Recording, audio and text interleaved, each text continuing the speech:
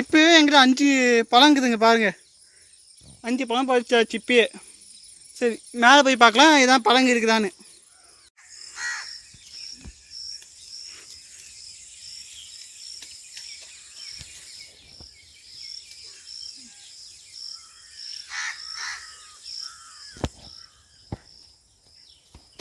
இதான் பாருங்கள் இங்கெல்லாம் பழம். இங்கே பாருங்க இங்கேயும் பழம் இருக்குது நிறையா. இந்த மரத்துலேயும் நல்ல பழம் இருக்குது. பாதி தான் சின்ன மரம் ஆனால் நிறைய பழம் இங்கேயும் இருக்குது. இதெல்லாம் பறித்து கீழே போடலாம், அப்புறம் பெருக்கலாம். பழம் பார்க்கலாம்.